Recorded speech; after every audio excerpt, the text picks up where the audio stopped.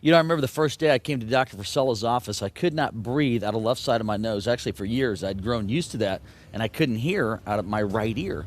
And out of desperation, I came through these doors, and man, my whole life began to change. You know, and part of the problem is I hate to go to the doctor's office. They waste your time. They put you on medicines that don't really help you. And you're still sick. I was looking for a doctor that would actually deal with the root cause, and I found it here. Hey, Doc. Good morning, David. You know, I remember the first time I ever came into this office, I couldn't breathe out of the left side of my nose. I hadn't been able to breathe out of there in a long time. I mean, if I really pushed really hard, I could breathe out of there, but just not normal breathing. I'd lost my ability to sing. Some people thought I couldn't sing anyway. But anyway, I couldn't sing anymore. I was sick when I came in here. I couldn't hear out of my right ear. Remember that? Just totally messed up. And a doctor that comes to our church had introduced me to you. And I remember coming in this office thinking, you know, I don't know if this guy's going to be able to help me. And wow, what a change. Now I can breathe out of both sides of my nose. I can hear out of my right ear. Just phenomenal. So thank you. And I wanted you to kind of tell our people here today about what you explained to me, what actually was going on in my sinus cavity. Sure. Many of us, when we try to breathe, we actually breathe through 3 separate tunnels on our nasal passages. When a doctor looks up your nose, he's actually seeing 3 separate tunnels on both sides. In the ideal circumstance, these 3 tunnels bring air back into the back part of the throat area, which is basically where they use station 2, which is an opening that goes to your middle ear to be a pressure equalizer. That's why a lot of people have ear problems, especially children. They have a lot of ear troubles when they're small because that tube is down lower, so everything drains into the tube. As an adult, the tube grows and it becomes positioned where it's not much of an issue. We've all felt something like this before. When you go up in a plane, it's called a vacuum phenomena. If you can't pressurize, equalize things, then the pressure is stuck and you feel like a finger in your ear. And that's basically what you were probably feeling like you couldn't hear anymore. The reality is the air also continues through the back of the throat where the adenoids are at, down through the back of the throat where the tonsils are at, and then through the larynx or your vocal cords, your voice box, ultimately into your bronchial tree. All this tissue also circulates into the sinus cavities. It's all lined with what they call mucous membranes. These mucous membranes are there as your first body's line of defense. Okay. The dentist has educated us on what they call dental hygiene. We're all aware of personal hygiene. Most people are. Most people are, especially if they're lucky, right? You were telling me that you showed me with these towels. You were saying, here's your problem. All these sinuses started getting so built up that the air passage was really slowed down in there. Can you explain that to them? Yeah, in the normal, using these towels as an example, in the normal procedure, the tunnels that we were talking about that you were breathing through would be like this tunnel here, just cutting it across. Okay. And you have the tunnel in the ideal circumstance, the mucous membranes are very thin on the bottom, top, and of course there's a left side and a right side, and then of course the opening in between. Okay. When air comes through these mucous membranes, the mucus is there as a benefit to kind of like flypaper, catch. Okay. Certain things come in. It could be viruses and bacteria. It can be debris. A lot of laborers breathe in all kinds of stuff throughout the day. They come home, they wash their hair, they wash their privates, they go to bed. They never think about cleaning out the nasal membranes. That's what I was mentioning before about nasal hygiene. So as these mucous membranes continually getting stimulated, the mucous membranes can only do one thing. They can try to start to thicken. Okay. And as they thicken, remember, it's thickening evenly from the bottom and the top and from the left side and the right side. So now this smaller passage. It's getting smaller and smaller and narrower. And then the lower level is always the biggest level. The middle and the upper ones are more small. The eye drains into the middle, or the lower one, excuse me. The middle and the upper are where the sinus cavities drain in. So if these areas get so clogged up, now you have poor drainage from the sinuses of the eyes. It's like why a lot of people, they get eye problems, especially children will back up through the nasal passage from the nose to the eye. They get infections in the eye, but it's really coming from the nose. Mm-hmm. It just starts to keep building up, doesn't it? Building up. So then the pharyngeal sweep, or the digital or finger procedure, is basically just going in and sweeping all this out. Right. Now, the reality is the only reason why this is thickening is because blood vessels are invaginating this region to make the tissue thicker. Okay. So when you sweep off the overgrowth, many times you'll be taking off some of the superficial capillary beds. Okay. And there may be a little bit of bloody discharge, depending how extensive the problem is, the more blood you see. Which is what happened to me. But then the cool part was, number one, I don't like medication. So you didn't put me on any medication. and you taught me how to take care of myself with this whole hygiene thing, which is over here. This Right. next thing I want to talk about that, the little, what do you call this, neti pot or whatever? Well, there's the neti pot is the gravity Well, dependent. this one style. here is the one I like, is And you these- shoot it up your nose. and Right. it's- The neti pot is gravity dependent, and the Neely meds are pressurized, and they're all available in the drugstore. It's kind of funny. I've been doing this for over 30 years, and everybody thought I was nuts. And now Dr. Oz from Oprah Winfrey, like I say, the drugstores now all carry these things, and this is all old school. What's nice about this is it's all been around for centuries. This is how mankind helped himself years ago by rinsing the nasal passages out. You can gently wash out over debris. We also use colloidal silvers, which is a topical antiseptic, antibiotic type of procedure. You get that in the natural health stores. You can get that in the health food stores. You have to get it concentrated, though. Most of the ones I've seen in the health food stores are on the low end. You want to get at least a minimum of 500 parts per million to 11 parts per million. In fact, Okay, now explain to them real quick about this here, these two items that you told me. You said, so every day, basically what happens is I put distilled water in about here, and then I fill up to here. What is that I'm okay, putting in this is a solution called alcohol. Again, you can buy it in any local drugstore. It's been around since 1896. It's a mucus solvent, nasal wash, mucus solvent, and cleaner. It's got 4 salts and 7 different type of aromatics. The aromatics you're used to, the old Vicks stick where we breathe in when we were kids to help things irritate, to help the mucous membranes drain.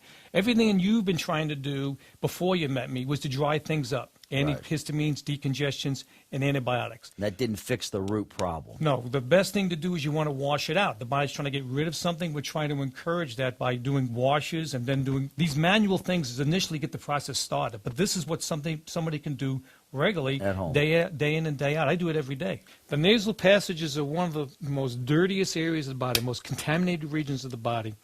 So what we're going to be using, we're not using sterile, but we're using clean things to put in these nasal passages. And all I'm doing is I'm putting it on this finger cap on It's a little spooky, huh? snug enough so that as I gently inflate and deflate it, he's going to feel immediate changes in the way he's breathing. Just breathe. Basically, we're just going to slip this into his nasal passage and just inflate and deflate it, inflate it and deflate it, inflate it and deflate it to his tolerance. I remember the first time he did this. I'm like, what is he doing with that thing? Now, there's 3 tunnels. In the early stage of the treatment, we always do the largest tunnel first so the patient can kind of use of what we're doing. That's my mouth, right? The largest tunnel? And all I'm doing is just slipping that just gently into his nasal passage. And now I'm just going to inflate it and deflate it just ever so slightly. My hands are cold. Easy. There you go. Now, wet. now, a little cough you felt is because the balloon finally pushed to the back of the throat. I want to just do that one more time for the Gipper. I remember the first time that you actually did that, it was so tough for you to get it up in there. Right. Remember that? Because it was just so bound up. There was so much infection in there, and the walls were very small. Now you've got it to where when I pick my nose, it's easily accessible now. Now we're just going to repeat the same process on the opposite side. Again, just fishtailing it ever gently down into the nasal passages and the lowest one. Again, just going to add just a little bit of air because it's been a while since I did it, so he was ready for a treatment. There we go. We went all the way through, and again, just one more time, just one more time. There we go. There we go. You actually feel that balloon go back Right. in your throat a little. And if he takes a deep breath through his nasal passages now, he'll notice a much higher level of aeration. So a lot of times what I'll do is I'll occlude one side, tell the patient take a deep breath, and they can feel air being distributed much greater within the nasal passage because all those swellingness has been pushed aside. And then, of course, he goes home and he starts doing these rinses to complement what's been going on, what I just did. And then if it's necessary, if it was his first treatment, he would follow up on a few visits finally to get the thing all cleared out for him. All right. So if you want to This is see the this part I don't like. nobody likes this part. Okay. That makes it fair for you. So in the moment you can do is you can just take a deep breath and blow all the air out. And he's going to open his mouth nice and wide. And then put his jaw down a little bit. Right? Nice and wide, nice and wide, nice, up, in, and out. That's all it is. All That's right. it, all right? Woo! It's a 2-second, 3-second thing. Now, as I go with the patient, I will get a little more thorough each time. You know, this is how I would do it to David on his And first visit. that's grabbing that mucus and just basically almost massaging it out of there, right? I'm actually trying to grab tissue and mucus, but actually the mucus membranes. I'm actually trying to sweep off the overgrowth. Like, for instance, today, compared to what it was like the first time, it was Right. like night and day. When you did that to me the first time, I'm sitting here spitting in that Spinning all sink. kinds of blood. Yeah, all kinds of stuff came out. Yeah. And then each time you came in, I just got a little deeper. When I say the word deep, I just going more forward before I swept my hand out. More forward before I swept my finger out. It's just amazing how much better I breathe now and not going on medication. I hated the thought of going into that whole antibiotic thing because then you're sick all the time Sure. because you're not dealing with the real root of the problem. Now, what do you do? I was just noticing your physical health, the first time I came in here. What do you do? I mean, do you exercise? I exercise. First off, I pray every day. Okay. And then the second thing I do is I exercise, and then I feed my body many, many raw materials. Lots of people take vitamins. I'm a whole food supplement type of person. So I do burrage yeast. I do cod liver oil. I do wheat Cod germ liver oil, oil. flaxseed oil. Every day you take cod liver oil? In a capsule, yeah. Oh, Or yeah, fish capsule. oils. You can take in the Gotcha. fish oils and all that kind of stuff. I kind of follow the Jack LaLanne model. A lot of people are familiar with Jack LaLanne. Yeah. I mean, they laughed at him back in the 50s and 60s. Look at him now, boy. He's become a role model for many, many people. Absolutely. Using juicing, I do a lot of juicing, a lot of whole foods. Many of my mornings will begin with just, berries, lots of berries and yogurt and things of this nature. Doesn't mean I never fall off the wagon. I'm human just like anybody else, especially around the holidays. Right. But it's not what you do at the holidays that makes a difference. It's what you do the next morning. Right. And the next morning, and the next morning, and next morning. In fact, I was just reading an article. Some MD was saying, if you would have 90% of your meals throughout the week right on the mark, and then go forth for 10%, which is 2 meals, your body can handle that okay. Yeah. But a lot of guys will have a good breakfast, and then they're at McDonald's for lunch, and they come home, and maybe the wife is, busy and so on, and they'll have, pop in, microwave a little bit, and they don't get anything on a raw basis. Right. Most authorities state we should have 60 to 70% of our diet should be in the raw state. Wow. Less cooking is better off. When you go shopping, stay on the My outside. wife, she believes that. Less cooking's better off. Yes.